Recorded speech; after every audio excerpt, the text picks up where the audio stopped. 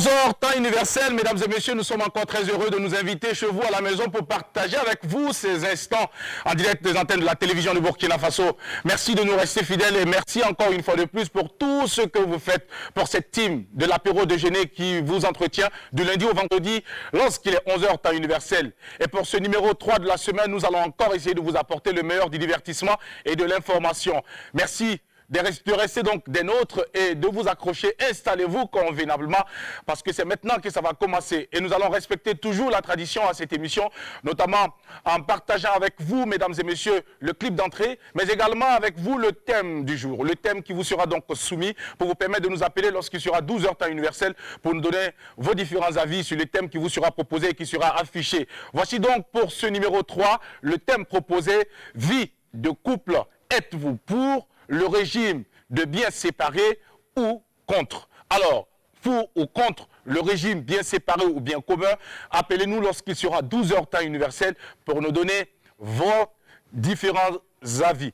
Et pour notre part, nous allons espérer tout en priant et en exaucant le bon Dieu que vous allez passer de fabuleux moments à notre compagnie. Voici donc pour vous le message de Des Altino pour ouvrir les portes de cette aventure.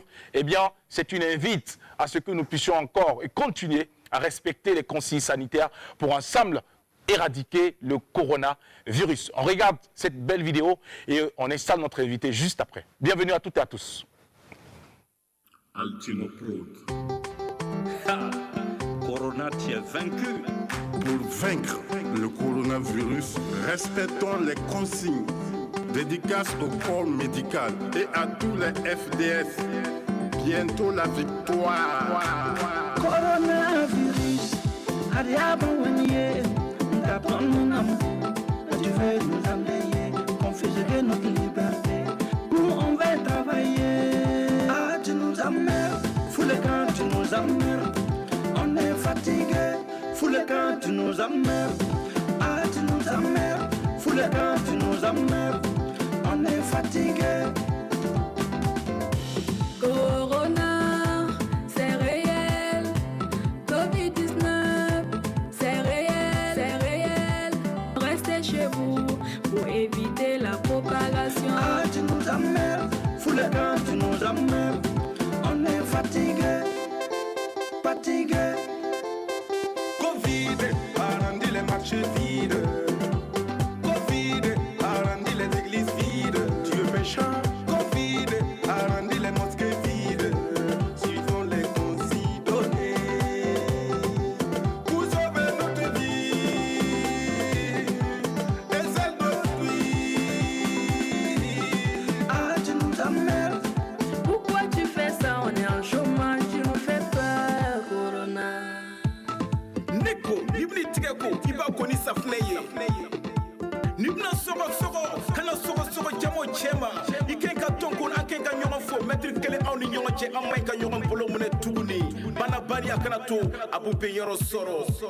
Zuko mpajin menye, net pa benyi de bae. Ni de gunsi de meng lat sangal tabam pamam tilo corona. Corona has come to destroy my people. We will not allow my people. We need to be wise. Hey, always wash your hands. Be careful. Always take precautions. Oh no. Ah, tu nous emmerdes. Corona commando. On est fatigué. Le bini ouais do chamio. Senadone, chichinago, chilinago, chimie bejayo. Coronavirus, on va s'amuser, aller à l'école. Ah, tu nous emmerdes. Faut le camp de nos cités. On est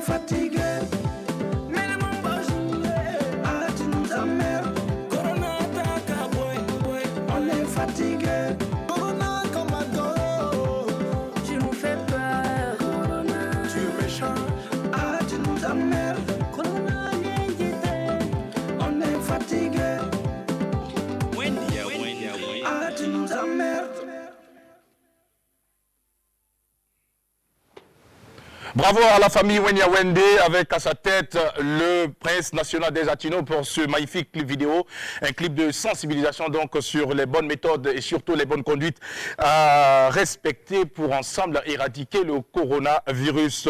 C'est la famille Wenya Wende composée essentiellement de son staff, technicien, danseur et bien d'autres personnes qui l'accompagnent depuis sa belle aventure, sa carrière artistique. Bravo encore à toute cette équipe-là et merci à l'ensemble des artistes qui sont montés donc au créneau pour porter le message, pour sensibiliser, un message que nous devrons donc accepter, un message que nous devrons prendre à bras le corps et surtout mettre en application tout ce qui a été recommandé par l'OMS et notre ministère de la Santé. Nous souhaitons prompt rétablissement à l'ensemble des malades, mais également nous souhaitons vivement à ce que nos recherches et aussi nos tradipraticiens puissent donc nous revenir très bientôt avec le remède contre ce virus qui endeuille, qui attriste et qui plombe l'économie à l'échelle internationale. Du courage à toutes ces personnes-là qui évoluent dans le secteur informel. Vivement que les solutions puissent donc être trouvées rapidement pour revenir, pour nous permettre de revenir donc à la vie normale. Nous allons nous en sortir et je suis convaincu, je partage avec Don Sharp de Batoro cette philosophie qui voudrait que nous retenions que l'Afrique bientôt sera donc la terre de la prochaine migration. Nous y croyons et nous sommes sûrs que les fils et filles de ce continent vont enfin se donner la main véritablement pour une véritable solidarité et une synergie d'action afin que nous puissions sortir donc de notre sous-développement. Vive le continent africain, vive le monde entier, vive l'humanité et que l'amour règne à jamais parmi les hommes. Mesdames et messieurs, nous sommes mercredi, troisième numéro de la semaine sur la télévision du Burkina Faso, l'apéro déjeuner, le carrefour des hommes et des femmes qui ont une histoire à raconter, le rendez-vous du divertissement et de l'information qui vous est servi donc du lundi au vendredi lorsqu'il est 11h temps universel. Et laissez-moi encore une fois de plus vous rappeler le thème du jour, thème qui va vous permettre, mesdames et messieurs, chers téléspectateurs, de nous appeler lorsqu'il sera 12h temps universel pour nous donner vos différents avis. Eh bien, le thème va s'afficher, il va s'agir donc de la vie de couple avec le numéro de téléphone qui s'affiche, le 25 31 83 53. Vous pouvez déjà l'enregistrer. Est-ce que vous êtes pour le régime de biens communs ou si vous êtes pour le régime de biens séparés? Merci de nous appeler lorsqu'il sera 12h temps universel, c'est donc le 25 31 83 53 pour nous donner vos différents avis. Mesdames et messieurs, eh bien pour cette journée de mercredi, nous sommes allés à la recherche d'un docteur, d'un scientifique, maître de recherche, directeur adjoint chargé des programmes à l'Institut des sciences des sociétés du Centre national et de la recherche scientifique et technologique. Notre invité est aussi spécialiste des recherches qualitatives, il est écrivain et ses œuvres sont purement scientifiques et enseigne plus d'un. Enseignant vacataire à l'université Naziboni, notre invité nous rejoint maintenant, docteur Zerbo, pour votre plaisir, mesdames et messieurs, qui va venir donc s'installer juste à notre gauche pour ce temps d'antenne. Bonjour docteur, nous allons continuer à respecter les consignes. Nous vous saluons à distance tout en respectant la distance sociale recommandée. Et là, je pense que nous sommes à plus d'1 mètre et c'est encore plus rassurant. Et au cas où vous aurez besoin donc de gel, on va vous l'offrir pour que vous puissiez donc vous désinfecter les mains.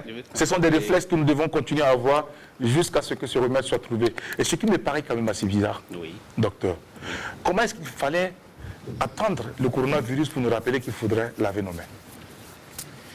Eh bien, il va falloir que, effectivement, on se rende compte que se laver les mains, c'est un principe fondamental. Hein? Oui. Et qu'il ne faut pas attendre qu'il y ait une catastrophe pour qu'on se rappelle qu'effectivement, se laver les mains, ça fait partie des règles d'hygiène élémentaire. Tout à fait. Voilà. Alors, malheureusement, aujourd'hui, nous sommes en train de mettre assez de moyens. Nous sommes en train de mobiliser toute une batterie de stratégies de communication pour rappeler aux uns et aux autres l'utilité et la nécessité de se laver les mains. Oui. Ben, je me permets de rappeler un peu dans un contexte plus ou moins historique. Hein. Oui. Vous savez, se laver les mains, dans mes recherches, je me suis rendu compte que depuis 1775, cette question d'hygiénisme avait été développée, mais peut-être bien avant ça, hein, depuis l'Égypte antique, hein, l'hygiénisme avait été développé comme un courant qui permet d'assurer le bien-être des populations. Ok. Eh bien, mais quand je me suis rendu compte qu'actuellement on est en train de dire qu'il faut se laver les mains, il faut se laver les mains partout, observer les règles d'hygiène, voilà, sur les plans élémentaires, je me dis, mais c'est l'histoire qui nous rappelle. Oui. C'est un rappel de l'histoire. Et est-ce triste ou est-ce normal, selon vous? C'est normal. C'est normal. C'est normal parce que, comme on le dit, hein, l'humanité vit des cycles. C'est des cycles au cas où, à un certain moment donné, si on s'égare ou bien si on s'éloigne d'un certain nombre de pratiques, il y a des événements qui surviennent comme ça qui nous rappellent à l'ordre, comme on le dit. Donc je me dis, c'est pas triste, c'est normal. Voilà. D'accord. Merci beaucoup, docteur Roger Zerbo. Je rappelle donc que vous êtes anthropologue.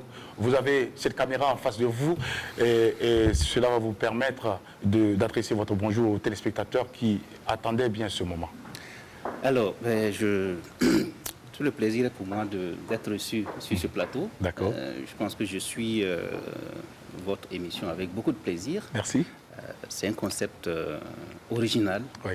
que j'apprécie. Et je salue aussi les responsables de la RTV qui vous ont permis de mettre au point ce concept et de le développer. En tant que jeune, je pense que c'est quelque chose que j'apprécie beaucoup. Merci beaucoup, docteur, pour tous ces gentils mots. Je rappelle donc que le principe de cette émission, mesdames et messieurs, c'est bien de vous servir le magazine. L'apéro, donc, fait essentiellement d'information et de divertissement pour votre bonheur et pour votre plaisir. Vous avez été très nombreux à nous suivre depuis le début de l'aventure jusqu'à ce jour. Et nous n'allons pas cesser de vous exprimer notre gratitude et notre reconnaissance. Merci surtout pour la confiance renouvelée. Alors, docteur, oui. On dit de l'anthropologie une étude s'intéressant principalement aux rites et croyances, oui. aux structures et parentés, mariage et les institutions. Autrement, elle cherche à penser et comprendre l'unité de l'homme à travers la diversité des cultures. En français facile, pour le citoyen lambda, oui. Comment est-ce que vous pouvez développer ça? Alors, en français facile, je pense que ça peut être un peu compliqué, mais je vais essayer. D'accord. L'anthropologie, c'est une discipline scientifique. C'est une discipline parmi tant d'autres disciplines des sciences humaines et sociales. Mais l'anthropologie a cette particularité de s'intéresser aux conditions de vie des hommes en société, et particulièrement les systèmes de représentation. D'accord. C'est-à-dire la manière dont la société s'organise et se représente un certain nombre de choses, et cette représentation est partagée par l'ensemble des membres de la communauté. Et c'est ce système de représentation qui leur permet de communiquer, de s'accorder sur l'essentiel, sur un certain nombre d'éléments clés pour lesquels chacun adhère. Et là, ben, voilà, c'est ça la raison d'être de la communauté. Et l'anthropologie a aussi pour mission de montrer que, en fait, montrer ces représentations, c'est montrer effectivement cette humanité de l'homme. L'homme ne fait que des cultures. Lorsqu'on enlève la culture à l'homme, ça veut dire que bon, il n'est pas humain, il n'est pas un individu, il n'est qu'un animal comme tant d'autres. Et c'est la culture qui fait la part des choses entre le règne animal et le règne de l'homme. Et la culture, ils s'intéressent aux éléments de la culture tels que les systèmes de mariage, les systèmes d'organisation sociale, politique, économique, tous ces systèmes qui a mis en place une société. Vous avez évoqué un aspect assez important auquel je vais revenir, c'est l'unicité de l'homme dans sa diversité auquel l'anthropologie s'intéresse. L'homme est unique, mais dans la diversité, c'est qu'on peut avoir un certain nombre de choses dans une communauté donnée, mais d'une communauté à une autre, il y a une diversité. Tout à fait. Je prends l'exemple de la religion. La religion, c'est unique. Vous allez voir, dans toutes les communautés, il y a la croyance à un être supérieur à qui on voue un culte. Mais la pratique religieuse est diversifiée. Tout à fait. D'une communauté à une autre, vous allez voir que chacun a sa pratique, a sa manière de rendre un culte. Chacun a sa manière aussi de s'intéresser. Je prends aussi un exemple de relation matrimoniale. Dans toutes les communautés, il y a des systèmes matrimoniaux. Maintenant, d'une communauté à une autre, c'est diversifié. Tout à fait. Voilà. Vous allez voir que dans nos communautés actuellement, on a le système, ce qu'on appelle les mosquées, appellent les PPS. Il y a les mariages dans les mosquées, les mariages au niveau du législateur. Les mariages coutumiers. Oui, c'est la diversité. Mais l'unicité, c'est qu'effectivement, il y a une certaine forme de règle qui établit la liaison entre des individus à des fins de procréation. D'accord. Alors, voici donc résumé en français facile la philosophie de l'anthropologie dont nous allons en parler au cours de cette aventure avec vous, docteur. Mais permettez-moi de revenir pour justement essayer de vous demander, docteur, si vous me permettez, alors, qu'est-ce qui vous a conduit à vous intéresser à cette philosophie, docteur? Alors, vous qui avez fait des études, de longues études, on sait qu'après après le cursus donc, scolaire, il faut s'intéresser aux études universitaires. C'est de là qu'on commence donc à s'intéresser à la branche qu'on voudrait certainement, comment on appelle ça, prendre. Et plus tard, vous vous retrouvez en train de faire de l'anthropologie. Qu'est-ce qui vous a conduit à l'anthropologie? Qu'est-ce qui vous a motivé à vous intéresser à cette branche d'études? Alors, merci pour cette question. Je dirais que m'intéresser à l'anthropologie, c'était depuis ma classe de terminale. D'accord. Et ça, je l'avoue, parce que j'étais très fort en philosophie. Et je profite là pour remercier aussi mon professeur de philosophie qui m'a appris à philosopher. D'accord. Il est toujours dynamique, très actif dans la région du Mouroun. Et à partir de là, mais je me suis rendu compte que la philosophie était trop spéculative. D'accord. C'est pas que je dénigre les philosophes, mais c'est trop spéculatif. Mais Voilà, on dit que c'est la science des fous, entre griffes. Oui, bon, c'est beaucoup plus abstrait. D'accord. En fait, voilà. Par contre, la sociologie, l'anthropologie, c'est beaucoup plus concret. On s'intéresse aux interactions entre les hommes, les manières de vivre entre eux, et ça, c'est beaucoup plus concret. Et maintenant, on essaie de voir quel est le mécanisme qui fait en sorte que les hommes arrivent à vivre en communauté et puis à s'entendre, et à s'accorder sur un certain nombre de choses. Hein. Là, bon, je me suis orienté vers la sociologie à l'université de Ouaga, bien sûr jusqu'à ma maîtrise. Et là, effectivement, on ne pouvait pas aller, à l'époque, c'était dans les années 2002 que j'ai fini ma maîtrise de sociologie. Il n'y avait pas de troisième cycle. Eh bien, bon, Dieu aidant, je me suis retrouvé à Bobo dans un programme de recherche, justement sur la recommandation justement de mon directeur de mémoire de maîtrise, qui avait trouvé que j'avais fait un très bon mémoire.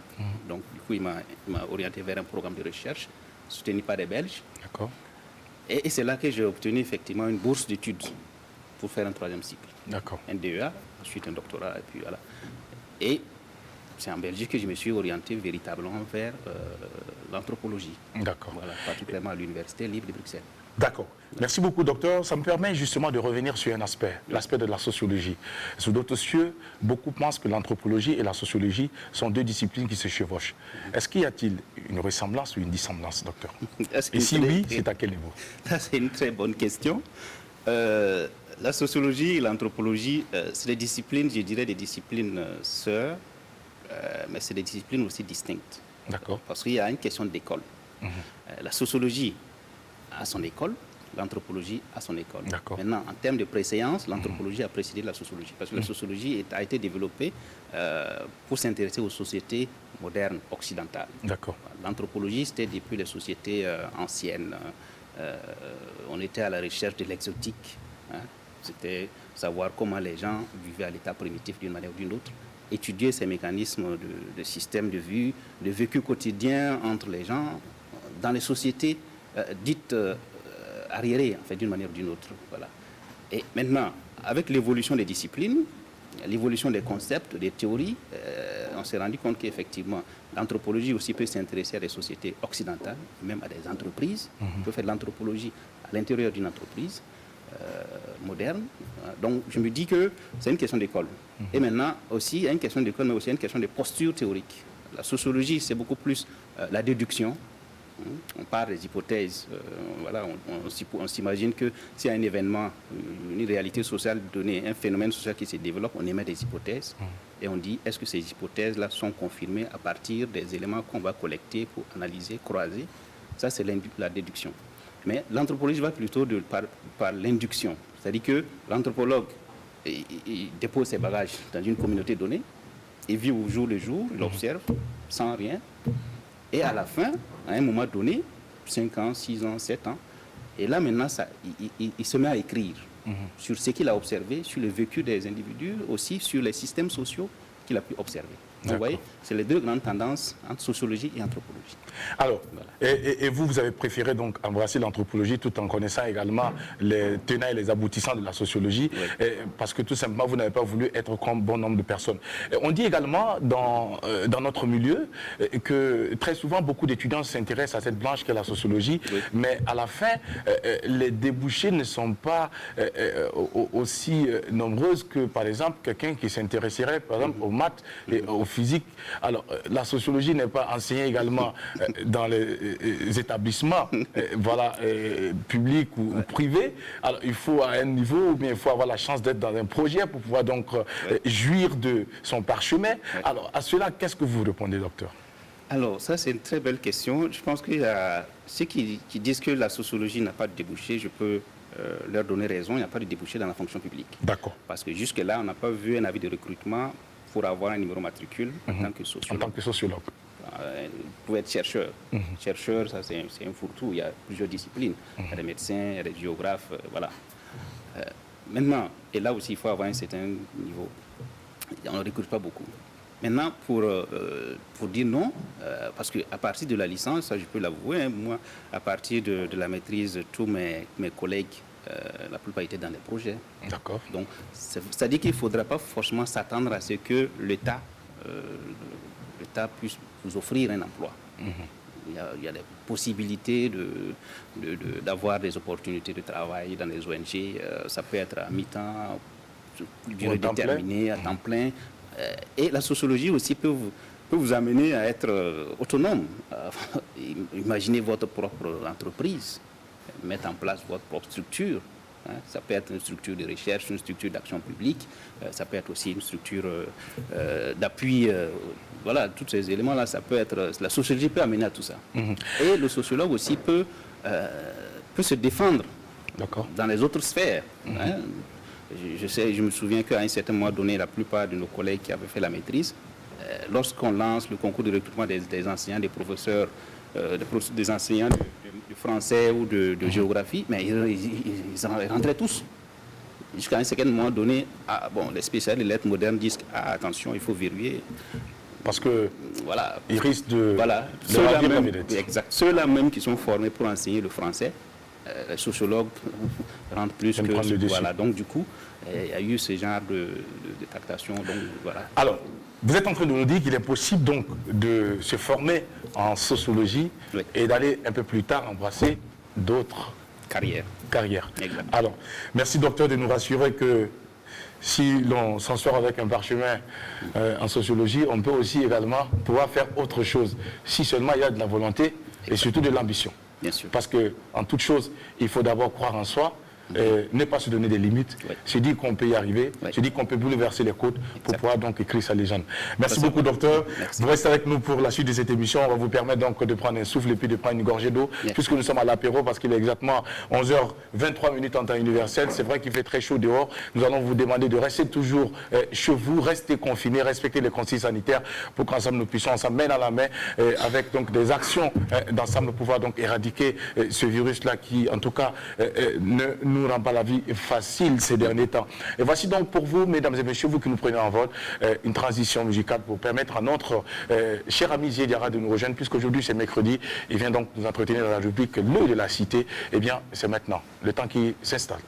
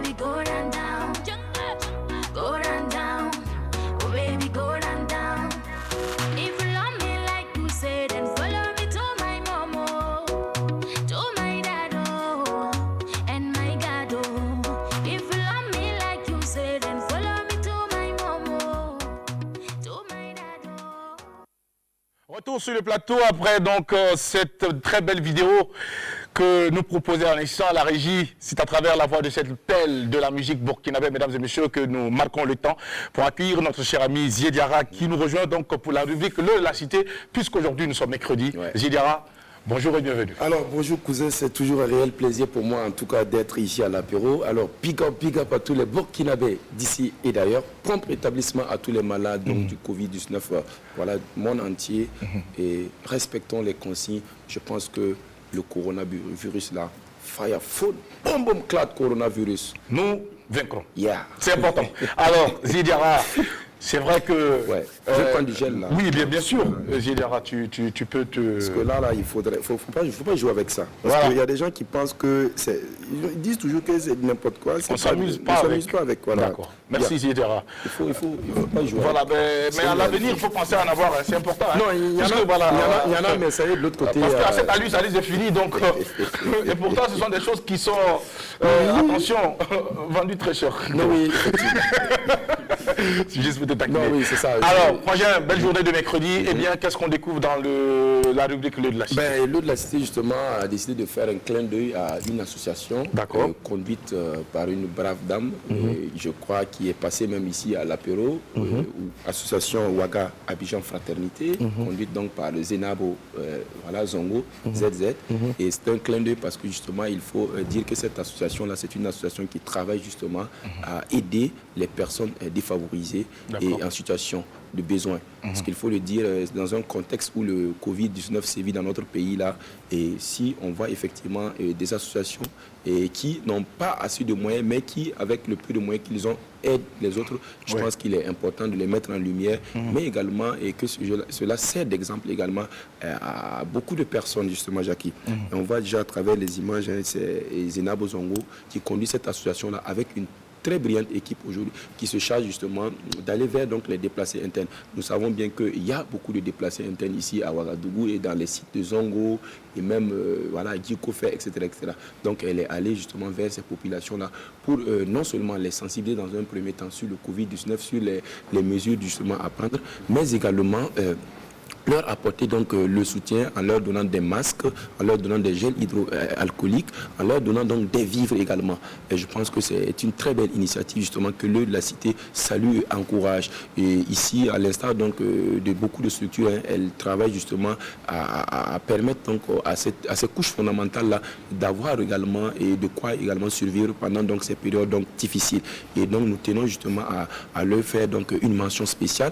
Et il faut le dire et à toutes ces bonne volonté qui justement et depuis en tout cas que le coronavirus donc a fait son apparition là, qui travaille justement à lutter et contre cette maladie là. Nous les encourageons, nous les félicitons et nous les exhortons également à continuer également dans ce sens, car justement c'est pendant cette période là justement que nous devrions justement développer l'entraide et la solidarité, parce que le Burkina Faso justement a besoin de cela. Et vraiment mention très très honorable donc à toutes ces bonnes volontés, avec bien sûr félicitations donc du jury. Jackie, voilà un peu ici l'essentiel donc du message de Le de la Cité. Question justement d'interpeller les uns et les autres encore à plus de solidarité, à plus d'entraide, et je pense que c'est dans cette optique là qu'on pourrait justement bouter le coronavirus hors de nous. Il y a des personnes humaines, il y a des personnes qui sont sensibles aux situations que vivent certaines personnes dans leur entourage. Eh bien, cette dame en fait partie avec son association, avec le peu de moyens. Elle essaie donc d'apporter sa modeste contribution à l'éradication donc du Covid-19. C'est à saluer et c'est à encourager. Et au nom de toute la team de l'apéro déjeuner, nous félicitons cette grande dame, nous l'encourageons et nous espérons également que des personnes de bon cœur et puis surtout de bonne moralité vont l'appeler et l'accompagner dans cette action-là qui devrait être une action commune parce que chacun de nous est concerné. Voici un virus qui vient nous rappeler que nous sommes tous pareils. Nous sommes égaux, que tu sois grand, court, petit, teint noir, teint clair, vert ou rouge, pauvre ou riche. Eh bien, il faudrait faire attention pour ne pas tomber dans les mailles de ce virus. Voilà, oui, Jacques, ça c'est très bien dit. Et permets-moi d'ajouter, quand on va au MATD et quand on prend la liste des associations, il y en a plein. Donc c'est l'occasion à toutes ces associations. C'est un appel que nous lançons à l'ensemble de toutes les associations. On n'a pas besoin de beaucoup. Il faut donner juste ce qu'on a. Et je pense que c'est le geste qu'on regarde. Et je pense que travaillons justement à développer l'entraide de la solidarité. C'est très important. Nous avons besoin de ça. Et le Burkina Faso, il y a cette solidarité légendaire là qui existe entre nous. Et il faut justement développer, continuer justement dans cette optique. Et interpeller également ceux qui ont quand même un peu, voilà, de temps en temps, il faut penser à ces associations-là qui déjà œuvrent sur le plan humanitaire. Et puis voilà, essayer de les accompagner, c'est important. C'est très important. Alors, réaction avec Dr Zerbo. Alors, c'est une rubrique que vous avez suivie. Eh bien, vous avez également apprécié le contenu. Alors, nous voulons un peu connaître votre commentaire qui va avec. Merci pour cette question. Je pense qu'actuellement, le coronavirus nous rappelle effectivement un certain nombre d'attitudes que nous devons adopter. Je vais évoquer ici ce qu'on appelle la philanthropie. Je ne sais pas si... Tout à fait. Voilà, le fait d'aider les autres. C'est quelque chose qu'il ne faut pas oublier. Il ne faut jamais oublier. La philanthropie n'a pas d'échelle, à grande échelle, à petite échelle. Je pense que quelqu'un qui en a plus doit naturellement aider quelqu'un qui en a moins. Oui. Et là, c'est tout un système général, mondial même, qui est conçu. Et en Afrique, on a cet avantage de vivre cette solidarité de manière plus ou moins culturelle, disons de manière instinctive. Mais il ne faut pas qu'on perde ça. Donc, en cas de difficulté, effectivement, il faut être prompt à soutenir le voisin. Dans nos cultures, il y a tout un ensemble d'adages, de concepts qui indiquent qu'il faut aider les autres, parce qu'en aidant les autres, on s'aide soi-même. Tout à fait. Voilà. Il y a même un autre adage, notre représentation qui dit si vous voulez aller courir, si vous allez prendre le remède pour savoir bien courir, si vous voulez courir sans laisser quelqu'un, il faut lui en donner aussi. Tout à fait. Voilà. C'est important. Voilà, il faut lui en donner aussi. Est-ce que le docteur est en train de féliciter donc cette association? Oui, je félicite cette association. Je félicite aussi tous les donateurs, tous ceux qui ont naturellement réagi, se sont mobilisés autour de cet événement plus ou moins malheureux. Vraiment, je rends hommage à tous les prestataires de soins, les agents de santé et même les politiques qui se sont, franchement, ils se sont mis, ils ont pris un certain nombre de décisions assez fortes, sans forcément imaginer l'impact que ça peut avoir, mais il fallait à un certain moment donné décider de faire un certain nombre de choses. Il faut casser des œufs. Voilà, il faut casser des œufs, il en faut. Et je disais par ça, on a vraiment eu la chance par rapport au coronavirus, je promets de faire une réflexion là-dessus. Et c'est une maladie qui est venue d'en haut, enfin du haut de la société. Et là, en termes de système de représentation, vous savez que ça a permis de réduire les dégâts parce que les systèmes de représentation des étiologies, des nosographies de la maladie, dans la communauté, dans la population, ce n'est pas la même chose qu'au niveau des élites. Ouais. Et au niveau des élites, c'est beaucoup plus proche du modèle biomédical. On a la notion du germe, la notion de transmission, et les mesures barrières ont fait leur effet. Mais vous imaginez si ça avait commencé par le bas, où les gens avaient une autre façon de se représenter les causes, les étiologies des pathologies. Vous allez voir que ça allait être vraiment très difficile. Ça allait être encore plus grave. Un DG peut naturellement dire à son planton ou à son technicien de surface, ne viens plus me dire bonjour, reste à la maison. Mais le technicien de surface réfléchit par 2 fois. Avant de dire. Quand il est malade, de ne pas venir au boulot. Parce que de peur de perdre son boulot. Justement. Ouais. Voilà. Donc vous voyez, et là, je pense que ça, c'est quelque chose auquel il faut vraiment prêter attention. Je salue aussi les autorités, effectivement, ceux qui sont à un niveau de responsabilité, qui ont pris cette décision de ne pas être vecteur de la maladie. Et surtout informer. Exact. Prendre les dispositions. Se mettre en autoconfinement. Exact. Pour éviter de propager ces virus. C'est important. Ça, c'est important. Je pense que ça, c'est quelque chose qu'il faut saluer. Merci beaucoup, docteur, de nous le rappeler ici sur ce plateau de l'apéro de Génie. Et nous allons poursuivre notre entretien avec vous. Mais avant, j'aimerais quand même, docteur, avec votre permission, savoir un peu dans quelles conditions vous avez étudié cette Anthropologie. Vous étiez un étudiant qui a eu la chance d'avoir les parents qui étaient nantis, ou vous étiez cet étudiant qui se débrouillait et qui crapahuchait tout le temps, et qui damait le sol à longueur de temps pour se retrouver à l'université? Dans quelles conditions vous avez étudié? D'accord. Mes conditions, je le dis d'emblée, hein, je suis d'une famille modeste, très modeste. Et c'est l'occasion aussi de remercier tous ceux qui m'ont aidé depuis mon parcours. D'ailleurs, même pour aller au CP1, c'était un ami de mon papa qui m'a dit faut m'envoyer ton enfant là parce que je suis à l'école, il peut être en classe. Ok. Je suis rentré à l'école à 6 ans. C'était rare à l'époque. Et clopin, je pense que dans tout mon parcours, j'ai vraiment eu la chance, et c'est vraiment la chance de cette philanthropie qui m'a toujours suivi. Les bourses dont je parle, en fait, c'est des gens qui m'ont soutenu, ils ne me connaissaient ni de père ni de mère. Que ce soit la bourse pour le DEA, la bourse pour la thèse, c'est des gens qui ne me connaissaient ni de père ni de mère. Donc, vous êtes en train de nous dire, docteur, qu'on n'a pas forcément besoin de connaître quelqu'un pour pouvoir donc se frayer son chemin. Bien sûr. Mais on n'a pas besoin de connaître, mais on a besoin de soutien. On a besoin de soutien. Il faut des gens qui vous aident. On a besoin de philanthropes. Exact.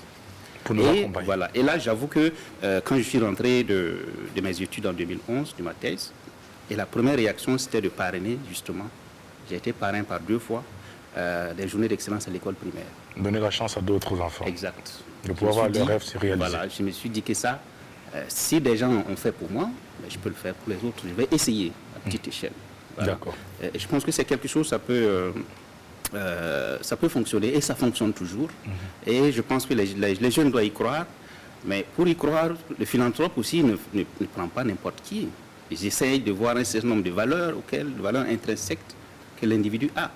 Si tu as l'ardeur au travail, un certain nombre de règles de conduite, je pense que les gens sont prêts à vous soutenir. Ils seront toujours prêts à vous accompagner. Exact. Et surtout si vous êtes un enfant intelligent et qui respecte les aînés, exact, et qui sait ce qu'il recherche, qui sait ce qu'il veut dans la vie, eh bien, vous allez toujours avoir l'accompagnement des plus aînés. Exact. Et puis également des personnes qui espèrent aussi vous voir un jour au sommet. Exact. Merci beaucoup, docteur, pour le rappel de cette bonne attitude qu'il faudrait absolument adopter au sein de la jeunesse pour pouvoir donc continuer à écrire leur légende. Alors, vous êtes auteur également de plusieurs œuvres et articles. Pouvons-nous en savoir plus? Quelles sont ces œuvres? Est-ce que ces œuvres, on les trouve où exactement? Et de quoi traitent ces œuvres, docteur? Bon, c'est vrai que je suis auteur de plusieurs articles. Ça, c'est lié à ma carrière. Dans l'évolution de ma carrière, j'ai produit un certain nombre d'ouvrages, un certain nombre d'articles scientifiques, parce que ça s'impose. D'accord. Si je suis, au jour d'aujourd'hui, maître de recherche, ça veut dire que j'ai pu capitaliser au minimum. Pour le premier grade, c'était chargé de recherche. Il faut avoir au moins 5. Moi, j'en avais 12. Pour le grade de maître, il fallait avoir au moins 12. Moi, j'en avais presque 18. En plus des ouvrages scientifiques. Okay. Voilà. Mais pour ces ouvrages, je pense que mon domaine de recherche, c'était principalement l'anthropologie de la santé. D'accord. J'étais parmi les premiers étudiants à l'université de Ouaga d'être formé à cela. Et donc, ça m'a beaucoup intéressé. J'étais très passionné de ça. Et pour mes œuvres, je pense que je traite beaucoup de choses sur les questions de politique publique en matière de santé, représentation de la maladie, l'organisation du système sain. Je me suis intéressé aussi à la gouvernance des structures de santé. Actuellement, on parle de décentralisation. Je me suis intéressé à ça, notamment dans la région du Goursi, pour savoir comment le mécanisme de transfert des compétences et des ressources se fait dans le secteur de la santé. Ça, c'est d'un. Je me suis intéressé aussi aux questions de malnutrition infantile, des aspects liés aux représentations de la maladie, malnutrition chez l'enfant. Est-ce que c'est forcément lié au manque de micronutriments, ou bien est-ce qu'au niveau de la société, il y a d'autres représentations qui font que l'enfant qui a un état de malnutrition n'a pas de représentation autour de ça, qui peut empêcher la bonne prise en charge au niveau sanitaire.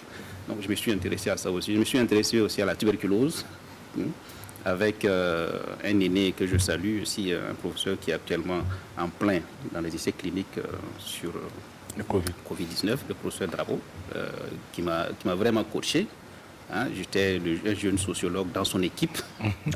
C'est vrai qu'on s'est beaucoup pédalé, hein, comme on dit. Lui, médecin, moi, sociologue, on s'est beaucoup pédalé. Okay. Chacun tenait à sa vision des choses. Moi, l'homme au centre des choses, lui, les comprimés, avaler. Moi, j'ai dit, il faut avaler, mais il faut savoir qui avale. Qui avale? Ah, oui, il faut tenir compte de son entourage. Qu'est-ce que avaler ce comprimé peut avoir comme conséquence? Est-ce qu'il ne va pas se camoufler pour dire oui, monsieur, j'ai avalé, alors qu'il n'a pas avalé? Tout à fait. Donc, voilà. Donc, je suis ressorti vraiment très grandi dans cette expérience. D'accord. Et voilà, je me suis intéressé à tout ça. Ok. Alors, docteur, vous restez avec nous. Zidiara, est-ce qu'il y a une réaction particulière avant donc de prendre congé de nous? Voilà, exactement. J'ai une petite préoccupation. C'est vrai qu'ils sont des milliers de personnes qui nous suivent, justement. Et le corona est là, beaucoup de gens se posent un nombre de questions. Alors, vous parliez tantôt de recherche par rapport justement au Covid-19. Docteur, est-ce qu'à cette étape actuelle-là, est-ce qu'il y a de quoi espérer? Et l'espoir, là, il est permis? Voilà. Est-ce que incessamment on va nous faire sortir le remède ou pas, au regard donc des informations ou et des dispositifs justement mis en place? D'accord. Oui, en fait je suis optimiste, mais aussi je suis pessimiste. Je suis pessimiste parce que le système de la recherche est très lourd, surtout en matière de recherche médicale, c'est très très lourd. Ça prend du temps, ça demande à ce qu'on ait un système de recherche organisé dans une vision prospective sur le long terme. Et en anthropologie, on le rappelle toujours. J'étais là, en décembre dernier, j'étais en train de donner mes cours à l'université Nazim Boni aux jeunes médecins, pharmaciens. Je leur ai dit, le constat est clair, depuis 2015, on a dit que les épidémies émergentes vont survenir à tout moment. Donc, il faut déjà rester sur le qui-vive. Parce que, pour plusieurs raisons. L'anthropisation des espaces, il n'y a plus d'espace vierge. La mobilité, la forte mobilité de la population, vous voyez, et en plus de ça, les médicaments qui ont été mis au point avec toute cette logique biomédicale, les germes sont en train de résister. Et l'autre aspect aussi, c'est que il y a ce qu'on appelle aussi les zoonoses. Ça veut dire que les germes quittent des animaux pour entrer chez les hommes et sont plus inoffensifs. Donc ça devient encore... Et au vu de tout ça, on dit les épidémies émergentes vont survenir à tout moment. Donc, il faut être sur le qui-vive. Ça, c'est la réflexion qu'on fait. Mais est-ce que ceux qui ont le pouvoir de décision, d'action, nous suivent? Les moyens ne suivent pas. Voilà. Alors, prendre du temps, par exemple, pour construire un laboratoire, il faut prendre du temps. Pour l'équiper, il faut prendre du temps. Ensuite, même pour équiper un laboratoire, vous allez voir, il faut faire beaucoup de réunions, s'entendre avec le ministre, tel ministre de l'économie, tel autre, il va dire non, ça c'est pas prioritaire, on biffe, on construit le fondement, on dit bon, quelques années après, il y a d'autres événements qui arrivent, ce n'est plus prioritaire. Voilà, vous voyez? Donc je pense que je suis pessimiste parce qu'on est en retard. Et je suis optimiste parce que comme c'est une urgence, les biomédicaux que j'affectionne beaucoup, mais que je critique aussi, ils sont obligés de tordre d'une manière ou d'une autre à leur propre principe. Voilà, c'est-à-dire qu'ils seront obligés de surseoir à certaines étapes indispensables des essais cliniques pour nous offrir très rapidement un remède. Voilà. Donc je pense que ça, je suis optimiste par ça. Et là, ça, je vous les avoue, hein, au niveau même de l'Afrique, même au niveau du Burkina, tous les experts savent, il y a les compétences. Des gens qui sont formés dans des formations de très haut niveau. Ça, je ne le cache pas. Parce que j'en ai côtoyé beaucoup, que je sois en études en Europe ou ici. Je connais des gens, c'est ça aussi notre humilité, des gens qui sont très bien formés, ça je vous le avoue. Hein, ça, on a été en tant que touristes à des très bons niveaux. Exact. Ils sont très bien formés, mais le plateau technique qui leur permet de s'exprimer n'est pas adapté. Hein. C'est comme si vous obligez un cheval à aller au trot alors qu'il peut galoper. Oui. Nos chercheurs sont dans cette... Il faut de l'huile pour pouvoir faire bouger la machine. Exact. Alors, il faut graisser à tous les niveaux. Bien sûr. Ça veut dire ce que ça veut dire. On se comprend des mots, docteur. N'est-ce pas? D'accord. Merci beaucoup, docteur. Ils sont très nombreux à nous suivre également. Donc, en ce moment, ils nous écrivent beaucoup sur les réseaux sociaux. Okay. On va donc vous rappeler le thème du jour. Aujourd'hui, mercredi, eh bien, vie de couple. Le thème va s'afficher. Et puis, le numéro de téléphone pour vous permettre de nous appeler lorsqu'il sera 12h temps universel. Eh bien, est-ce que vous êtes pour le régime de biens communs ou vous êtes pour le régime de biens séparés? Eh bien, nous allons attendre votre réaction, vos réactions tout à l'heure à 12h. Mais avant, notre cher ami Zediara va prendre congé de nous. On va prendre votre avis rapidement. D'accord, mais bien sûr, bien commun. Bien commun. Oui. Et pourquoi? Bon, parce que quand tu décides de vivre avec quelqu'un, bon, tu n'as pas décidé de vivre séparément. D'accord. Il n'y a pas de quoi séparer les biens. D'accord. Voilà, je pense que quand on estime qu'une telle personne est ton âme sœur et que voilà, vous devriez vivre ensemble pour le meilleur et pour le meilleur, je pense qu'il faudrait... J'espère que vous n'ignorez pas également ce que ça peut impliquer. Bon, oui, mais... Parce qu'en cas de divorce, eh bien, si vous en avez plus, on ne divise pas dehors. Oui, peu importe. Mais de toute façon, il faut le bon sens pour moi. Le bon sens, moi, c'est le bon sens, la conscience, en âme et conscience. Il faut, et bien commun, parce que tout simplement, vous partagez ensemble les mêmes réalités. Et à un moment donné, si ça ne va pas, bon, ça c'est l'avenir qui le dit. Et de toute façon, on ne souhaite pas que ça arrive. Merci beaucoup, Zediara, pour votre avis. Retour avec Dr Zerbo pour la suite de cet entretien. Nous savons, docteur, qu'au Burkina Faso, nous avons un musée national qui ouvre ses portes au grand public. Eh bien, parlons-nous de ce musée et puis de l'avenir de ce musée. Parce que depuis très longtemps, on sent que la population ne s'intéresse pas à ce musée. En tant qu'anthropologue, alors, qu'implique la vie du musée au sein des populations?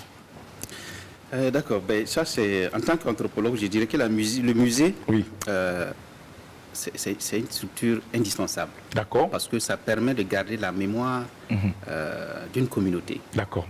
Et là aussi, c'est notre cheval de bataille en tant qu'anthropologue. Il faut permettre à un certain moment donné que les générations actuelles sachent qu'à un certain moment donné, il y a eu des hommes qui ont vécu et qui avaient une certaine manière de vivre et qui avaient aussi un certain nombre d'éléments, de valeurs auxquelles ils tenaient.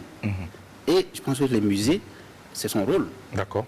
Vous voyez, même tout l'UNESCO va dans ce sens-là. C'est pas pour rien, on dit qu'un certain nombre d'éléments sont reversés dans les patrimoines de l'humanité. D'accord. C'est-à-dire qu'on n'a pas besoin d'être soit occidental, asiatique pour dire voilà, ça c'est un patrimoine de l'humanité. Non, c'est-à-dire que l'homme, on a parlé de l'unicité de l'homme, c'est-à-dire que l'homme à un certain moment donné sur la terre, que ce soit à l'est ou à l'ouest, a vécu et il avait un certain nombre de savoirs et de savoir-faire. Ça c'est le rôle des musées. Les musées permettent de conserver cela. Et maintenant, l'autre aspect du musée aussi, c'est que ça permet aussi de voir l'évolution de l'humanité, que les gens aussi apprennent de leurs erreurs. Ouais, ça aussi, le musée a pour fonction de remplir tous ces éléments. Donc, le musée national, je pense que c'est quelque chose d'incontournable. Il faut que les musées existent. Il faut que les musées existent. Voilà. Alors, du point de vue scientifique, l'exposition, c'est vrai, muséale a un impact forcément. Eh bien, aujourd'hui, est-ce que vous pensez, docteur, que nos musées sont bien gérés? Bon, ça, je l'avoue que les musées ne sont pas bien gérés. D'accord. Je vais vous rappeler un petit couac qui s'est passé au niveau de l'administration. Okay. Je le rappelle parce que dans ma structure, on en a accueilli. Il y a un ministre qui est venu à un certain moment donné, très motivé, il avait une vision de la culture. Et il a demandé à la fonction publique de recruter des cohortes de jeunes. D'accord. Donc il y a eu deux ou trois cohortes de jeunes qui ont été recrutés et formés à l'ENAM, justement comme conservateurs du musée. Mais vous savez que la fonction publique, une fois que ce ministre est parti, l'autre est venu, il dit ben, lui n'a pas besoin de ces jeunes-là. Est-ce qu'on peut connaître le nom de ce ministre? Non, je ne peux pas le permettre de le dire. D'accord. Maintenant, et ces jeunes, on les a reversés dans les autres structures. Donc, alors, ça veut dire qu'ils sont partis avec leurs compétences. Exact. Ils ont été formés comme conservateurs de musée, mais ils se retrouvent comme standardistes. Il y en a beaucoup qui ont été formés comme conservateurs du musée, mais après, bon, on en a reçu une trentaine au ministère de la Recherche qui avaient volontairement voulu venir. Et, on dit, bon, on a dit, est-ce qu'il faut les prendre, il ne faut pas les prendre. Heureusement, on les a pris. Mais aujourd'hui, il y en a qui ont soutenu leur doctorat. Et au départ, ils étaient formés comme conservateurs du musée. Et qu'est-ce que vous avez mené comme action sur le terrain pour la réintégration de ces jeunes ou bien peut-être essayer de revoir l'employabilité de ces jeunes? Qu'est-ce que vous avez fait, vous, en tant que chercheur, en tant que visionnaire, en tant qu'anthropologue, vous qui connaissez très bien en fait, l'importance des musées dans la vie de la communauté? Qu'est-ce que vous avez fait? Bon, je peux dire que à mon niveau, à mon niveau, à l'échelle où je suis, je ne pouvais pas faire quelque chose véritablement. Sauf que d'encourager ces jeunes-là qui avaient été désorientés, parce qu'ils n'étaient pas formés pour tel ou tel truc, de pouvoir se refaire une carrière. Donc c'est ça que j'ai fait. Voilà. Donc on a trouvé des opportunités de formation pour les uns et les autres, voilà, pour qu'ils puissent effectivement aller dans la direction pour laquelle ils n'avaient pas été formés. Maintenant, je pense que là, c'est une manière aussi qu'on interpelle, c'est l'occasion aussi d'interpeller jusqu'au niveau des ministères de la culture, de prêter véritablement attention à ça. Parce qu'il faut des gens très bien formés pour que, effectivement, la conservation de nos œuvres d'art, de culture, de savoir et savoir-faire soit faite de manière professionnelle. J'aime visiter les musées, hein, je visite les musées tout le temps, notamment le musée de Koudougou, le musée de Bobo, je les visite. Hein. Je suis très impressionné pour voir comment c'est. Voilà. Mais je prends l'exemple du musée de Koudougou, par exemple. C'est un expatrié qui était l'expert il y a 5-10 ans de cela. Heureusement, je suis reparti il y a à peine 6 mois. Effectivement, il a pu former quelqu'un pour la relève. Vous voyez? Donc, quand vous allez au musée du Cuir, voilà. Sinon, c'était un expatrié quand vous allez. Il vous explique toute l'histoire du Koudougou. Tout à fait. Dans les détails. C'est la mémoire donc de Koudougou. Exact. Alors que l'on retrouve au sein de ce musée. Exact. Alors, docteur, vous avez également participé activement à la formation des jeunes chercheurs, à l'organisation, à la promotion des recherches innovantes et transdisciplinaires dans le secteur de la santé, la sécurité alimentaire et les actions de développement dans une vision d'application. Alors, face aujourd'hui à cette crise sanitaire mondiale, quelle peut être la contribution de l'anthropologue que vous êtes pour éradiquer le Covid-19? Bon, ça c'est une très belle question. Je suis un peu, je dirais pas que je suis à côté de la plaque. La première contribution, c'est que lorsqu'ils ont lancé, lorsque ça a lieu, je pense que je me rappelle que le Haut Conseil, un membre du Haut Conseil m'a demandé un avis technique. J'ai formulé mon avis technique, j'ai transmis.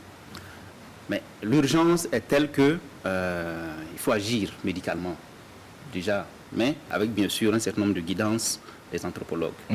Maintenant, l'apport de l'anthropologue peut être peut-être, je pense mes collègues le font, hein, que ce soit à l'université Joseph Kizerbo, même au niveau du ministère, ils accompagnent les équipes, notamment en matière de communication, les messages qu'il faut transmettre et comment transmettre ces messages. D'accord. Voilà. Mais aussi tenir compte des prestataires de soins qui se défoncent d'une manière ou d'une autre. Il faut trouver un moyen de les valoriser, hein, de les galvaniser, voilà, motiver. Et c'est des éléments pour lesquels l'anthropologue attire l'attention du pouvoir public.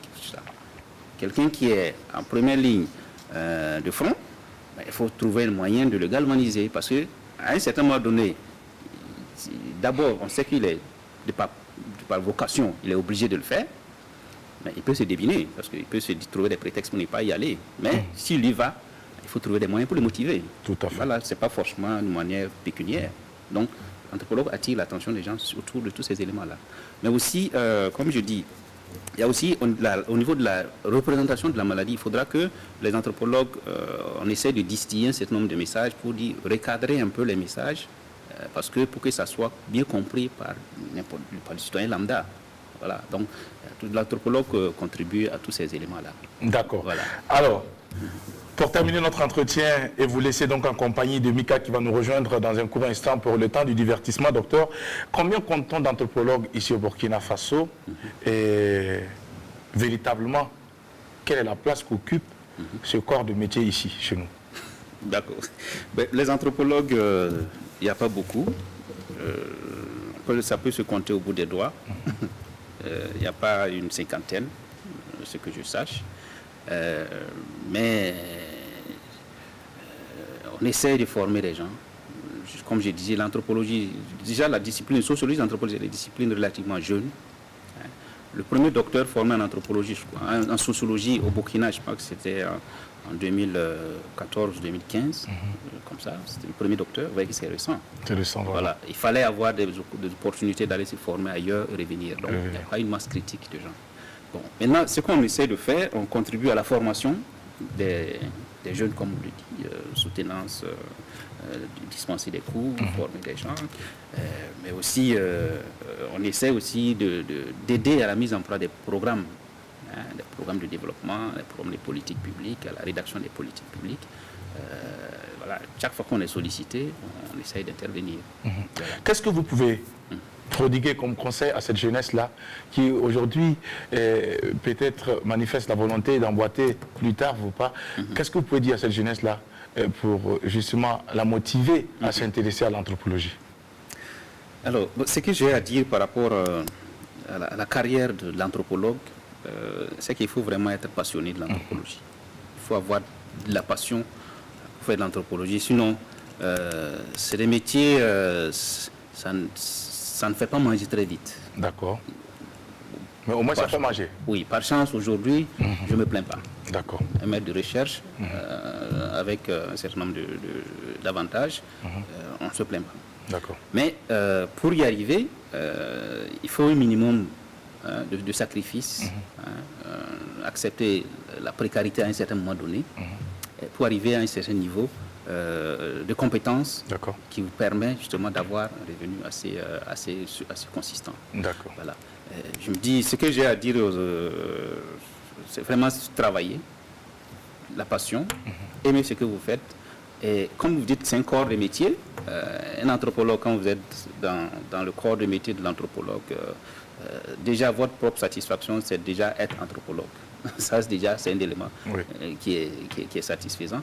Et maintenant, si cette anthropologie vous permet d'avoir votre pain, ça, c'est aussi un avantage. Et je dirais aussi que un sociologue, un anthropologue, il y a très peu de chômeurs. Parce que il y a cette capacité de reconversion qui est même consubstantielle dans notre discipline. D'accord. On peut être facilement intégré dans des équipes pluridisciplinaires. On peut aussi s'orienter dans des activités, dans des secteurs qui ne sont pas forcément notre domaine de prédilection, mais aussi bien agir. Donc, on peut aussi se reconvertir. Vous allez voir des anthropologues dans les secteurs de juristes, des anthropologues dans les secteurs miniers, des anthropologues dans les secteurs de banque, des anthropologues dans les secteurs de la communication. Donc tous ces éléments-là, c'est les secteurs auxquels on peut vraiment bien s'exprimer, dans lesquels on peut bien s'exprimer. D'accord. Voilà. Alors, docteur, on sait également que vous êtes lauréat du prix de l'excellence en sciences de l'homme et de la société du ministère des Enseignements supérieurs, de la recherche scientifique et de l'innovation. Comment est-ce que vous avez reçu ce prix? Est-ce qu'on peut partager avec nous les sentiments qui vous ont animé à l'époque? Et c'était quand, justement, ce prix? Alors, c'est l'occasion pour moi aussi de remercier le ministère de la Recherche scientifique et technologique à l'époque, pour dire aussi que j'étais vraiment très honoré par ce prix. C'était le 14 décembre 2018. D'accord. C'était la première édition des Nuits de l'excellence scientifique. Mais aussi, je ne suis pas le seul. Je pense que le CNRST, le Centre national de recherche scientifique et technologique, auquel je relève, en a raflé environ 4 prix dans 4 domaines de données. Et mes sentiments, c'était vraiment un sentiment de reconnaissance. C'est vraiment un sentiment de reconnaissance.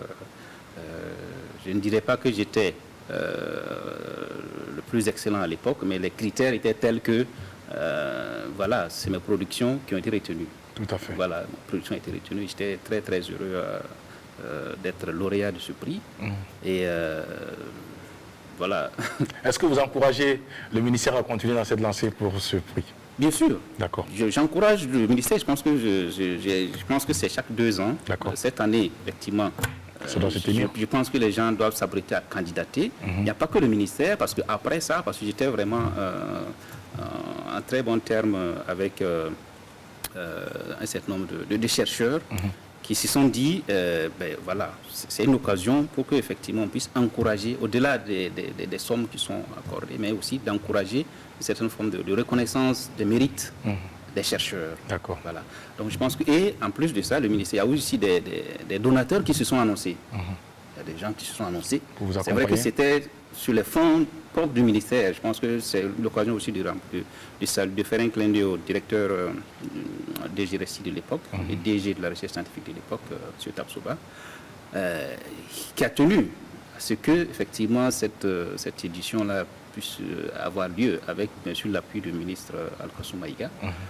Je pense que ça, c'est quelque chose qu'il faut non seulement garder, pérenniser, mais aussi avoir une oreille attentive aux donateurs. Parce qu'après l'édition, il y a beaucoup qui se sont annoncés. Tout à fait. Ça, je peux vous l'avouer. Pour vous accompagner. Voilà, pour accompagner, parce qu'il y a des prix, il y a des domaines classiques. Il y a des domaines classiques qui ont été retenus. Mais il y a des donateurs qui peuvent soutenir. Je peux parler de la fondation Kizerbo qui s'était annoncée pour soutenir des recherches qui allaient dans le sens du développement endogène. Voilà. Je pense que lorsque ça va être lancé, ça peut être ouvert. Il y a des structures internationales qui pensent que dans leur domaine de prédilection, il y a un chercheur qui a excellé ou un chercheur qui a produit une réflexion pertinente, importante, qui peut faire bouger les lignes. Mais cette structure peut décider de donner un prix spécial. Tout à fait. Indépendamment des prix classiques que le ministère donne. Donc je pense que ça, c'est quelque chose qu'il faut maintenir et surtout pérenniser. Merci beaucoup, docteur. Zerbo, vous restez avec nous pour la suite de cette émission. Mika va nous rejoindre à présent donc, pour le temps des jeux, mais je rappelle tout de suite le thème.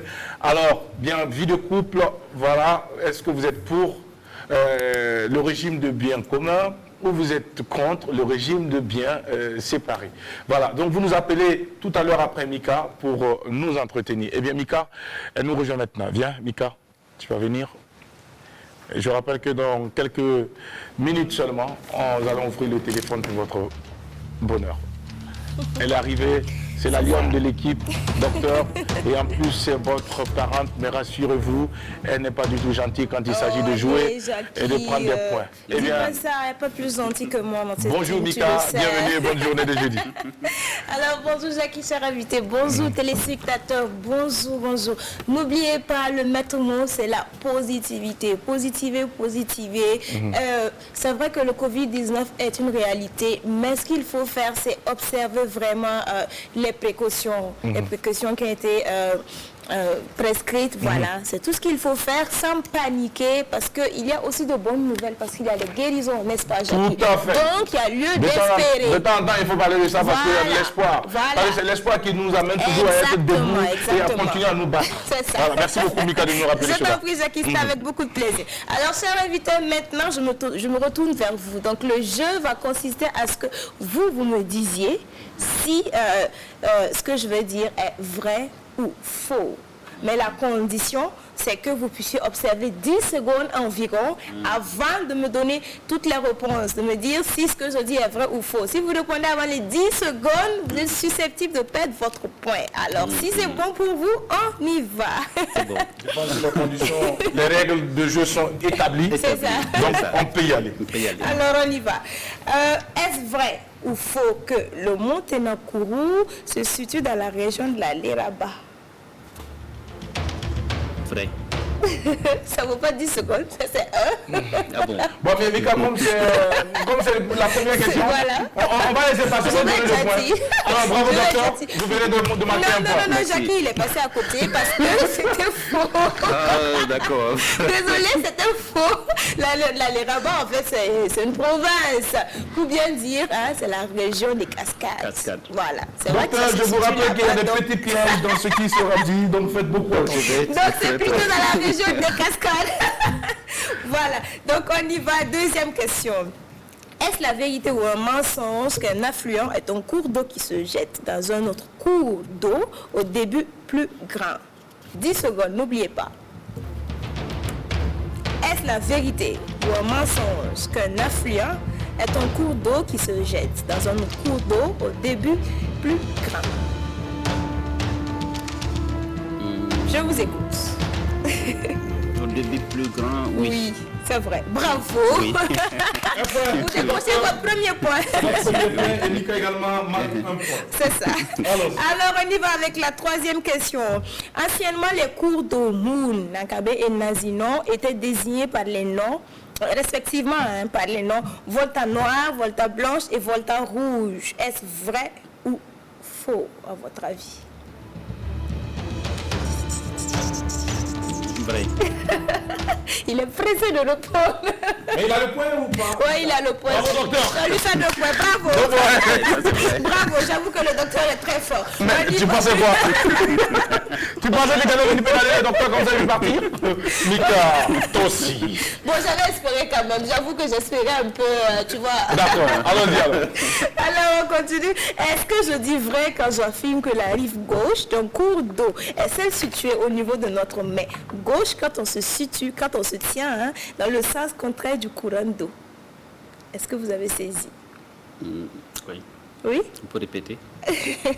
Est-ce que je dis vrai quand j'affirme que la rive gauche d'un cours d'eau est celle située au niveau de notre main gauche quand on se tient dans le sens contraire du courant d'eau?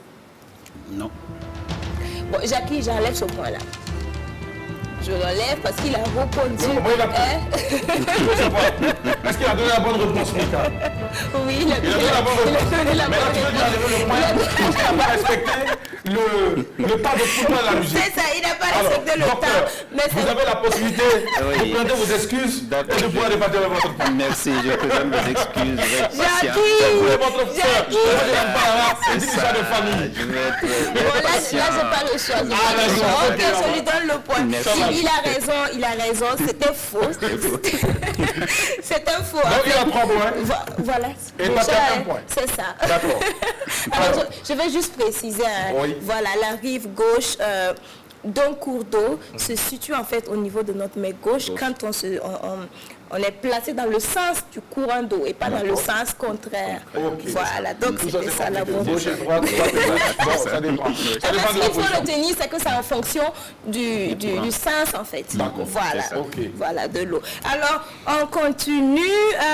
La période de gestation des éléphants est de 18 mois. Est-ce la vérité ou un mensonge? 10 secondes, n'oubliez pas. Période de gestation. D'abord, et des éléphants. D'accord. Ensuite, 18 mois. 18 mois. Bien. Docteur, je pense que le temps est arrivé. C'est oui, c'est Je vrai. vous écoute. C'est vrai. Non, c'est pas vrai. C'est mon deuxième point. Vous allez passer à côté, docteur. Alors, Mika. Non, c'est 2 ans. 2 ans. Bien. C'est 2 ans, 24 mois. 24 mois. C'est pas donné, hein. Et non, 18 mois. Oui, c'est. Voilà. 24 mois. Ce n'est pas pour rien que... Il s'appelle Pachiden, ce n'est pas pour rien qu'il est malaise. Je te dis, le L'Orso Donta Africana. Merci, c'est son ça. nom. Alors, Jackie, c'est la dernière question. D'accord. La dernière question qui va nous départager. Alors, est-ce que le docteur vient de marquer... Docteur, non, il a 3 points. 3 points, Moi, et j'ai toi, tu as 2 2 points. Docteur, Voilà, si et vous c'est avez la ce dernière point, question. vous remportez le face-à-face. La partie. Okay. Si vous le perdez, je le remporte. Alors, ce sera un match nul. Le plus haut gratte-ciel du monde se trouvait-il en 2015 aux États-Unis?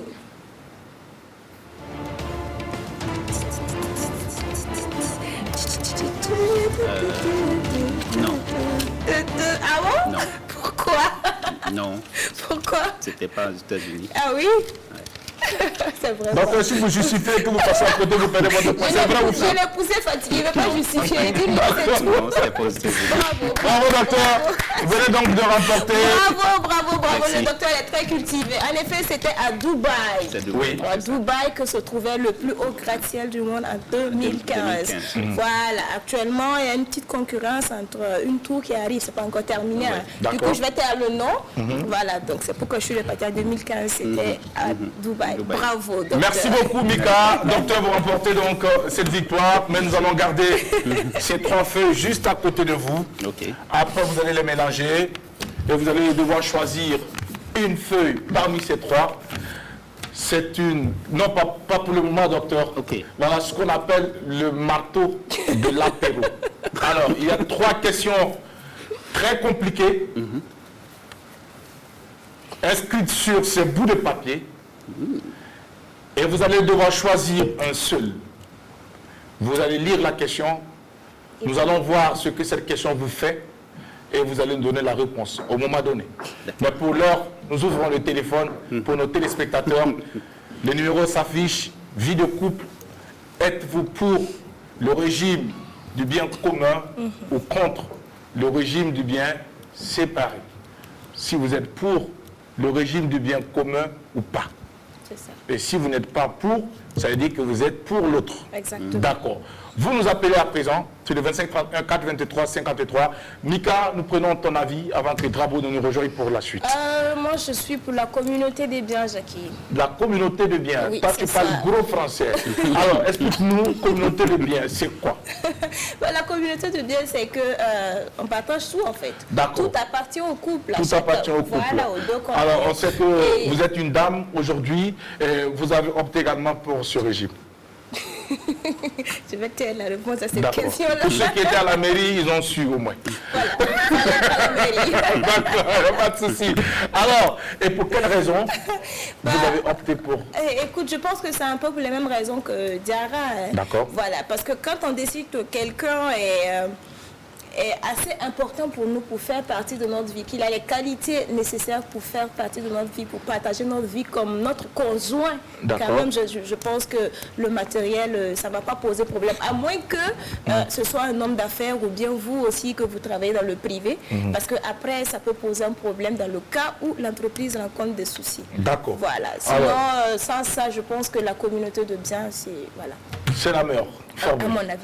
Merci beaucoup, Mika, pour ton avis. On va te souhaiter une très belle journée de mercredi. On se donne rendez-vous vendredi pour un autre temps de jeu en compagnie de notre invité. Allez, à vendredi. Merci beaucoup, Mika. Allez, docteur, donc nous sommes avec vous pour l'heure sur ce plateau et nous saisissons cette occasion pour saluer nos chers amis qui nous suivent également, qui nous écrivent depuis les réseaux sociaux. Bonjour à monsieur Léger Zagré et puis également Robert Batiam Sébastien, William Philippe Zombré, voilà, qui nous reçoivent et qui nous envoient des messages également pour dire qu'ils sont hyper connectés. Merci beaucoup pour la fidélité.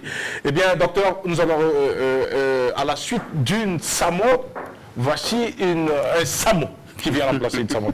Apparemment, aujourd'hui, sur ce plateau, il n'y avait que des SAMO. D'accord. Bonjour, monsieur Drabo. Mais je vous ai toujours dit, ça va très bien. Je vous ai toujours dit, quand vous parlez des SAMO, il faut parler au pluriel. Parce que c'est une ethnie des hommes conséquents, compétents dans le temps et pour le temps. Merci beaucoup. N'importe qui ne peut pas être Samo. D'accord. C'est présent, mais bon, c'est Dieu. D'accord. Merci beaucoup. Docteur, mais c'est gratuit aussi. Je vais vous demander un commentaire par rapport à ça parce que je sais que vous allez soutenir votre frère. Donc, ce n'est pas très important pour moi parce que moi, je pense qu'on a tout entendu ça ici. Ce monsieur, chaque fois qu'il arrive ici, il nous rappelle qui vous êtes, qui ils sont. Bon, je ne sais plus s'il pense que c'est les Samo seulement qui constituent la majorité ici au Burkina Faso, mais là, suivez-vous. Il y a aussi d'autres ethnies qui également pensent être aussi au-dessus des Samo. Big up Homo aussi, voilà, qui ne vous lâche pas un seul instant. Oui, docteur. Si vous permettez de dire aussi un mot, je pense que les Mossi même savent. Ils savent quoi? Ils savent que le Samo, c'est un indicateur de vie dans un environnement. Vous savez que les Mossi savent quand ils vont dans un environnement donné, dans une localité, s'il n'y a pas un Samo, ils ne durent pas. Hein. Sérieux? Ah oui. Ils sont allés Samo. Ils essaient de voir si Samo est là. Bon, je sais que quand ça va chauffer, Samo va l'aider. Si dans la cour de Sa Majesté, le Mogo Nava, il y a un Samo? Bien sûr. Alors, on a quelqu'un à lui. Bonjour. Merci. Thème, vie de couple, est-ce que vous êtes pour le régime de biens communs ou de biens séparés? Appelez-nous maintenant sur le 25 31 423 53 pour nous donner votre avis. Alors, docteur, pendant qu'on nous attendons donc les coups de fil, nous allons vous permettre de vous prononcer sur le thème du jour. D'accord. Moi, d'abord, est-ce que vous êtes marié? Bien sûr, je suis marié. Père de combien d'enfants? J'ai 2 enfants. 2 enfants. Voilà. Garçon, fille, fille, garçon? Garçon et fille. Garçon et fille. Voilà. Le garçon est le premier? Non, la fille est... On prend quelqu'un à ligne. Bonjour. Allô? Bonjour. Bonjour. Comment ça va? Ça va bien, merci. Comment vous vous appelez, monsieur? Je m'appelle Brema. Monsieur Brema depuis Goumet. C'est ça. Notre téléspectateur très fidèle à l'apéro de jeu. Oui. On t'écoute, Brema. Oui, vous demandez la vie de couple? Dans la vie de couple, est-ce que tu es pour le bien commun ou bien séparé? Bien commun, hein? Ah. Non. Le bien est séparé. Vraiment, pourquoi? Personnellement, je préfère les biens séparés parce qu'avec la femme, on n'en sait jamais. Vraiment, dis-nous pourquoi exactement tu ne veux pas le bien commun? Elle peut se lever du jour au lendemain. D'accord. Signer le divorce. Mais le divorce, ça se signe à 2. Vraiment. Hein? Le divorce, c'est à 2 que ça se signe. Mon frère, si tu suis le bien commun, là, tu risques de mourir très tôt même. Ah bon? D'accord. Ouais. Bounama, tu es marié? Je suis marié. Père de combien d'enfants? À la mosquée, père de 4 enfants. 4 enfants. Et tu n'es pas prêt pour le bien commun? Non, j'en ai 2 même. Ah, tu as 2 femmes? Ouais. D'accord. Merci beaucoup. Merci de nous avoir appelés. On te souhaite une très belle journée de mercredi. Et merci pour ton avis. Alors, docteur, retourne sur le plateau avec vous. Merci. Oui. Moi, je serai d'avis avec lui. D'accord. Je suis pour le régime de biens séparés. Et pourquoi? Moi, j'ai fait bien commun. C'est pas que je regrette. Vous avez fait bien commun, mais vous êtes pour. Voilà, je suis pour le régime de biens séparés. Est-ce que vous avez été influencé? Pour plusieurs raisons. Je n'ai pas été influencé. Je l'ai fait au pif. Je pense que pour la sécurité des uns et des autres, je pense que le régime de biens séparés me semble la meilleure option. D'accord. Cela n'empêche pas que monsieur ou madame achète tel équipement ou tel matériel pour l'un ou de l'autre, en fonction de si l'un ou l'autre a plus de revenus. On prend quelqu'un en ligne, on revient pour la suite de votre intervention. Bonjour. Oui, bonjour. Comment vous allez, monsieur? Oui, ça va, chez vous. Ça va bien, merci. Votre nom, c'est quoi? Christophe. Monsieur Christophe nous appelle depuis quelle localité? De Koudougou. Depuis la belle ville de Koudougou. On vous écoute, monsieur Christophe. Bonne journée de mercredi. Bon, moi je suis pour le bien commun. Oui, le bien commun, pourquoi? Parce qu'en Afrique même, nous vivons ça. En Afrique, on fait quoi? Je dis, je suis pour le bien commun parce qu'en Afrique, ça fait partie de notre culture. Ah oui, quelle Afrique? L'Afrique tout entière. D'accord. Donc en Afrique, le bien commun fait partie de la culture africaine. Voilà, le bien commun fait partie de la culture africaine. Ah oui, hein, on apprend des choses. D'accord. Alors, donc c'est pour cette raison que vous optez pour le bien commun? Oui, oui. À part ça, il n'y a pas une autre raison? Bon, non, il n'y a pas une autre raison. Merci beaucoup, monsieur Christophe. On vous souhaite, vous êtes marié? Mais, oui, je suis marié. Père de combien d'enfants? 3 enfants. 3 enfants. Vous avez signé bien commun également? Oui, oui. D'accord, merci de nous avoir appelés et nous vous souhaitons une très belle journée de mercredi. Merci beaucoup. Merci. Oui, docteur. D'accord. Ben, je reviens parce que c'est pour la sécurité de l'un ou de l'autre, de l'une ou de l'autre. Cela n'empêche pas que vous ayez des dépenses en commun. Voilà. Maintenant, les revenus, chacun peut garder son revenu, comme on le dit, s'il y en a. Mais aussi, la troisième option, c'est de voir les dépenses que vous pouvez faire en commun. D'accord. Ça peut être des dépenses d'investissement, ça peut être des dépenses domestiques, ça peut être aussi les dépenses liées aux prises en charge des... On a encore quelqu'un en ligne, on prend la personne. Oui, bonjour. Allô? Allô, bonjour. Bonjour, comment ça va? Ça va bien, et chez vous? Ça va bien, par la grâce de Dieu, on s'accroche. Ah, d'accord. Votre nom, c'est quoi, monsieur? C'est monsieur Marc depuis la Compiègne. Monsieur Marc depuis la Compiègne. Alors, bienvenue à l'apéro. On vous souhaite une très belle journée de mercredi. On vous écoute. Oui, bon, par rapport, j'ai appelé pour intervenir par rapport au sujet du jour. Tout à fait, vous êtes en direct. Et en tout cas, si c'est selon moi, de nos jours, là, le mariage bien commun est à bannir. Le mariage bien commun est à bannir. Et pourquoi? Moi-même, je suis dedans, je suis marié, j'ai déjà qui est bien commun, mais si j'avais arrêté, je ne le ferais plus. Ah, vous regrettez aujourd'hui ce que vous avez pris comme option?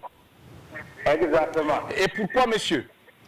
Ah bon, parce que le contexte de nos jours ne s'y prête pas, quoi.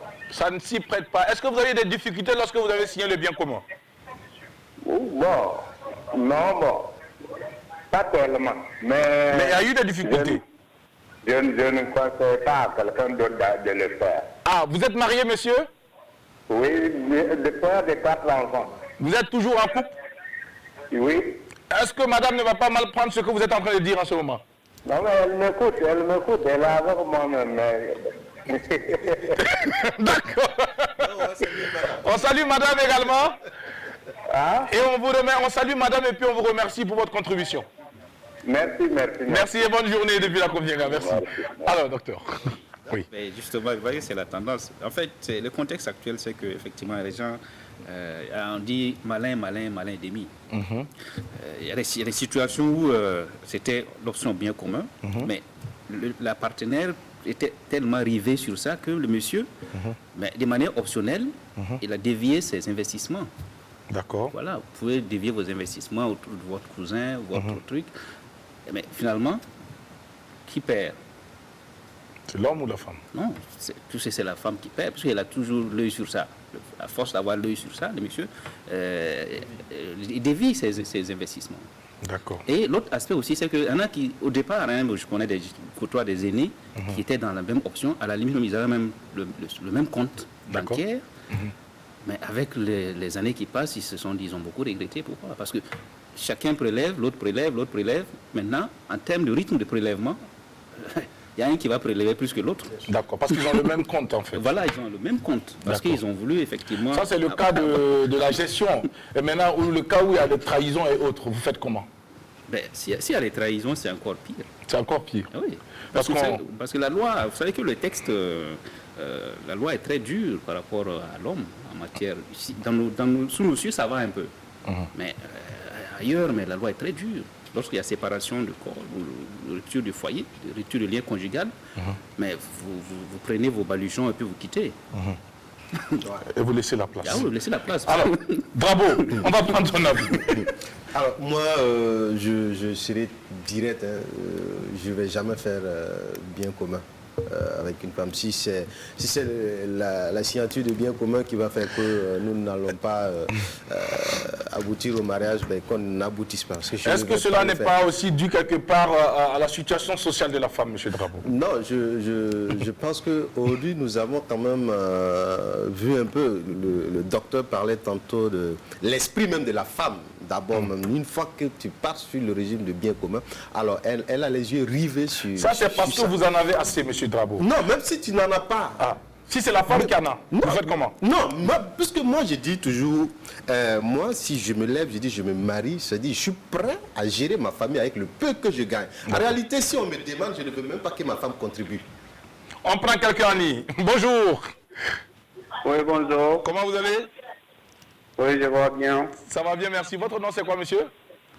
Nassirou Soko. Monsieur Nassirou Soko. Oui, oui. Vous nous appelez d'où, monsieur Nassirou? Je vous appelle au Gabon. Depuis le Gabon. Bienvenue à l'apéro déjeuner. On vous souhaite une très belle journée de mercredi. Alors, pour le thème du jour, on vous écoute. Merci. Voilà, si à moi, je suis dans le bien commun.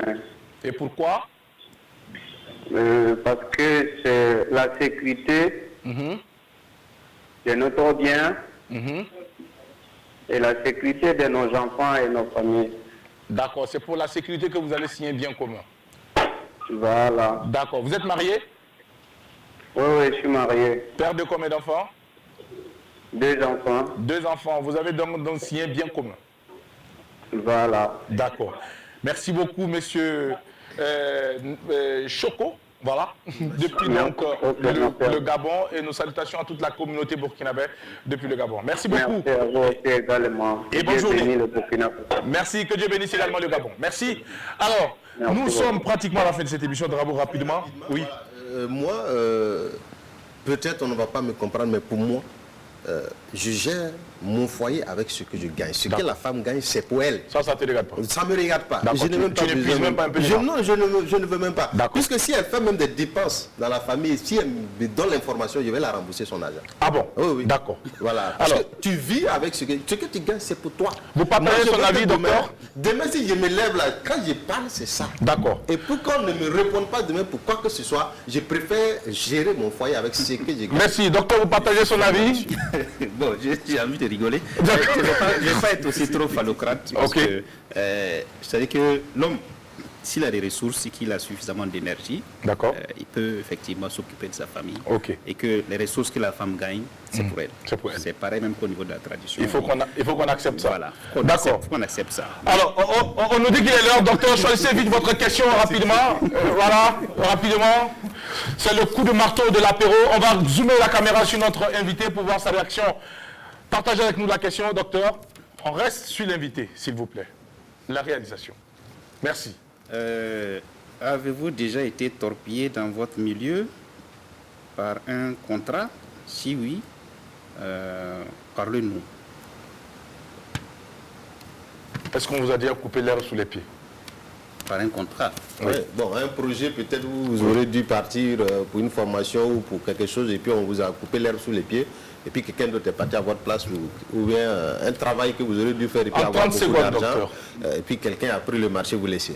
Dans votre milieu? Oui, je pense que je le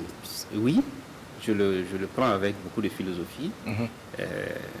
Peut aussi à l'âme de la personne qui était impliquée. Avant d'aller faire mes études en Belgique, c'était plutôt au Canada que je devrais partir. D'accord. Voilà. Et mon dossier avait été retenu, mais l'acheminement du dossier à l'Université du Canada, à l'Université du Québec, a été retardé parce que l'université, celui qui était chargé du programme de coopération, n'a pas envoyé le dossier. Tout à fait, sciemment. Je ne sais pas si c'est sciemment ou pas. Et c'est après que l'université m'a envoyé un courrier pour me dire qu'en fait mon dossier n'est pas parvenu. Donc du coup je perds la bourse. D'accord. Alors, donc je pense que ça c'est... On ne fera pas trop de commentaires. Pas trop de commentaires. Ce qui est là aujourd'hui, c'est ce que Dieu a voulu. Justement. On rend grâce à Dieu et on continue notre chemin. Voilà. Le combat, il est encore là. Il faut se battre et que Dieu bénisse le Burkina Faso. Merci docteur d'être passé nous voir. C'est ici que l'on s'arrête aujourd'hui. Bon après-midi à toutes et à tous et à demain pour une autre aventure.